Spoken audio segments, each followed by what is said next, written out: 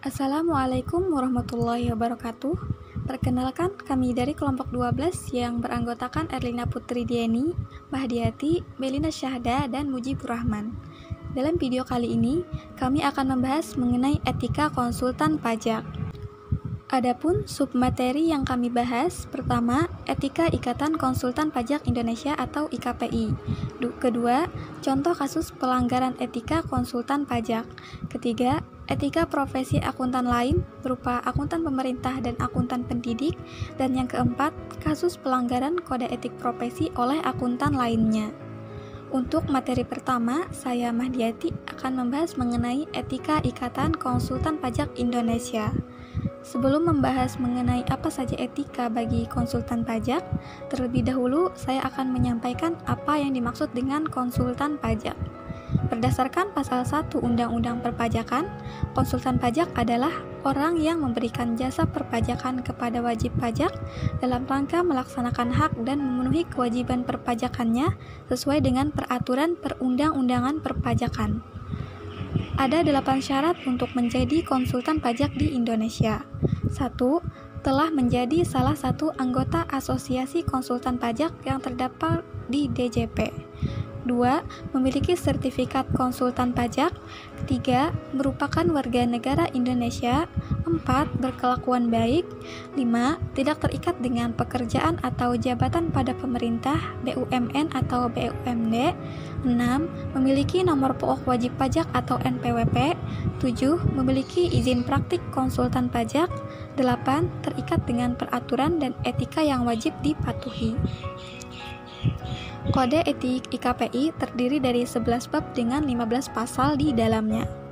Kode etik adalah kaidah moral yang menjadi pedoman dalam berpikir, bersikap, dan bertindak bagi setiap anggota dalam melaksanakan tugas profesi secara profesional, objektif, independen, dan berdedikasi tinggi, serta penuh tanggung jawab.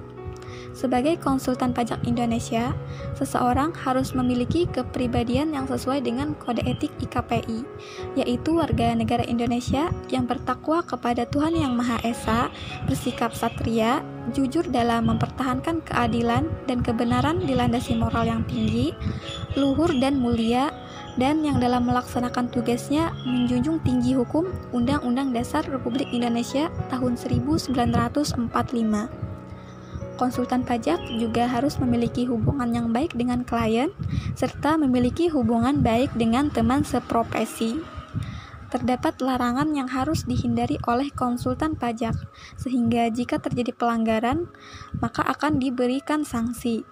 Apabila pelanggarannya tidak berat, maka sanksi yang diberi berupa teguran tertulis bersifat biasa. Jika terbukti mengulangi kesalahan, maka akan diberi teguran yang bersifat keras. Konsultan pajak kemudian akan diberhentikan sementara jika masih mengulangi pelanggaran setelah diberi teguran bersifat keras, dan akan diberhentikan secara tetap jika merusak citra dan martabat kehormatan profesi konsultan pajak. Masuk ke contoh kasus pelanggaran etika profesi konsultan pajak. Konsultan pajak sangat berperan penting dalam sistem perpajakan di Indonesia, yang secara sehat dan dinamis diharapkan mampu menjaga keseimbangan interaksi di antara wajib pajak dengan otoritas pajak sesuai dengan regulasi pajak yang telah ditetapkan oleh pemerintah. Selain itu, konsultan pajak juga sebagai mitra wajib pajak dan pemerintah. Tetapi dalam praktiknya, masih banyak konsultan pajak yang melanggar kode etik seperti penggelapan dana pajak yang akan menimbulkan kerugian material kepada negara maupun rakyatnya. Next, kita langsung ke contoh kasusnya. Pada tahun 2018, seorang konsultan pajak bernama Leni Anggraini, yaitu terdakwa, terjerat kasus penggelapan dana milik temannya sebesar 300 juta rupiah. Kasus ini berawal pada tahun 2016 saat Salim Himawan, yaitu korban, yang sedang bingung dalam mencari pinjaman modal untuk pengerjaan proyek miliknya. Lalu ia menghubungi terdakwa untuk membantunya agar bisa diberi pinjaman oleh bank. Sayangnya, tidak ada satupun bank yang dapat membantu. Disinilah Leni menyatakan bahwa ia bersedia memberikan pinjaman sebesar 500 juta rupiah dengan tenggat waktu bulan Desember 2016. Namun, secara tiba-tiba pada pertengahan Oktober 2016, Leni meminta agar pinjamannya dikembalikan segera. Karena sangat mendadak, korban pun merasa belum memiliki dana yang cukup untuk dikembalikan penuh saat itu. Lalu, ia meminta untuk membayar sebesar 300 juta terlebih dahulu yang kemudian disetujui oleh Leni. Tidak lama setelah pembayaran tersebut, terdakwa mengirimkan surat tagihan, yaitu surat nomor 001-X-2016 revisi kepada Salim yang berisikan tagihan atas pembayaran jasa pajak, pembayaran pemakaian kantor, dan lainnya. Padahal, Salim dan Leni tidak ada perjanjian atau ikatan kerja yang resmi dalam pinjaman ini. Ia juga mendapatkan surat somasi dari Elizabeth tentang keberadaan dana sebesar 500 juta rupiah. Ternyata, dana yang didapatkan Salim bukan milik Leni, melainkan milik Elizabeth Kevria selaku pegawai bank yang dikenal terdakwa. Tanpa sepengetahuan Salim, uang sebesar 300 juta rupiah yang ia bayarkan digunakan oleh terdakwa untuk kepentingan pribadinya. Akibatnya, Salim mengalami kerugian sebesar 300 juta rupiah. Leni Anggraini dinyatakan bersalah oleh Jaksa Penuntut Umum di Pengadilan Negeri Surabaya dengan melanggar pasal 372 KUHP dan pasal 263 ayat 2 KUHP. Atas perilakunya ini, Leni dijatuhi hukuman penjara selama 3 bulan. Kita masuk kepada slide yang ke-9, etika profesi akuntan lain. Masuk ke slide yang ke-10, di sini saya coba buatkan pengantar agar mempermudah pemahaman kita. Jadi alasan mengapa kelompok kami ingin mengangkat atau membahas masalah ini karena ternyata tidak semua akuntan itu dalam profesi yang beragam seperti yang ada di slide teman-teman bisa lihat memiliki kode etik baku. Nah, yang ingin kami bahas di sini dari banyaknya profesi akuntan maksud saya, di sini kami akan lebih fokus kepada akuntan pendidik dan akuntan pemerintah yang juga ternyata tidak memiliki kode etik baku. Yang ingin jadi center pembicaraan kami adalah mengapa tidak memiliki kode etik baku, apa dampaknya. Padahal kalau misalkan kita bisa kilas balik terhadap materi akuntan publik yang bekerja di kantor KAP yang jelas-jelas memiliki kode etik baku tetap dapat melakukan pelanggaran. Apakah hal ini menyinggung bahwa jika tidak memiliki kode etik baku akan meminimalisir tingkat pelanggaran kah atau bagaimana? Nah, itu yang akan coba saya wakilkan untuk dijelaskan. Masuk kepada slide yang ke-11 mengenai etika profesi akuntan lain, yaitu lebih spesifik pada akuntan pemerintah. Jadi akuntan pemerintah merupakan salah satu profesi akuntan yang juga masih belum memiliki kode etik baku.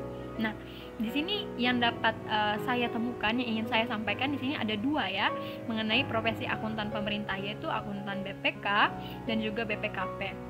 Nah, masuk ke slide yang ke-12, sekalipun akuntan pemerintah tidak memiliki standarisasi baku ya yang diterbitkan, tapi tetap nih memiliki etika profesi yang secara general. Nah, general ini ada 4 poin yang dapat saya temukan, yang dapat saya sampaikan juga, yaitu independensi dan objektivitas, independensi organisasi, objektivitas auditor, gangguan terhadap independensi dan objektivitas. Kita masuk kepada slide yang ke-13. Pada slide yang ke-13 kita bergeser masuk pada akuntan pendidik. Nah, di akuntan pendidik juga sama. Masalah yang dihadapi juga masih belum memiliki kode etik baku. Nah, kabar baiknya kita masuk kepada slide yang ke-14, disampaikan di sini bahwa saya mendapatkan referensi mengenai adanya kriteria pendidik yang baik menurut mahasiswa berdasarkan penelitian Fenita Melisa. Jadi di sini kita ditemukan ada 13 butir ya, 13 butir yang menyatakan bahwa seorang akuntan pendidik yang baik itu bisa terbentuk loh, kayak gitu loh. Nah, itulah materi yang dapat saya sampaikan. Untuk lebih jelasnya lagi, saya mengundang teman-teman untuk kembali dapat menelaah makalah yang telah kelompok kami sajikan. Terima kasih, saya serahkan kepada pemateri yang selanjutnya. Saya Mujib Rahman akan menjelaskan kasus pelanggaran kode etik profesi akuntan lainnya, yaitu oleh akuntan pemerintah. Next slide. Kasus yang kami bawa yaitu kasus Mulyana Waikusuma pada tahun 2004. Dia adalah seorang anggota KPU pada tahun itu yang terkena kasus percobaan penyuapan pada anggota BPK yaitu Khairiansyah Salman. Kasus ini bermula dari audit pengelolaan dan pertanggungjawaban dana operasional pemilu tahun 2004 yang dilakukan oleh BPK kepada KPU. Haryanto Salman sendiri bertugas memimpin dalam subtim pemeriksaan investigatif, pengadaan dan distribusi kotak suara. Yang perlu disoroti di sini adalah pelanggaran kode etik oleh anggota BPK tersebut, yaitu Haryanto Salman selaku auditor. Haryanto Salman melakukan investigasi dan penangkapan bersama dengan KPK dalam 2 pertemuannya dengan Mulyana Waikusuma, yaitu pada 10 Maret 2005 dan 8 April 2005. Pada pertemuan kedua, Mulyana ditangkap dengan jumlah uang sebesar 150 juta rupiah. Tetapi yang mengherankan, pada saat itu BPK tidak pernah memberikan izin. Ketua BPK dan Wakil BPK baru mengetahui hal tersebut pada 10 April 2005, yaitu 2 hari sesudah penangkapan. Menurut Ketua BPK, operasi yang dilakukan KPK bersama Haryanto tidak mempengaruhi laporan audit BPK. Dari pemeriksaan internal juga, BPK heran mengapa Haryanto tidak melaporkan tindakannya kepada kedua atasannya. Kenapa Haryanto hanya melaporkan kepada Hasan Bisri? Dan apakah dia mencurigai atasannya? Dan kenapa Hasan Bisri juga tidak memberitahu dan minta keputusan dari badan ketua BPK maupun wakil ketua BPK?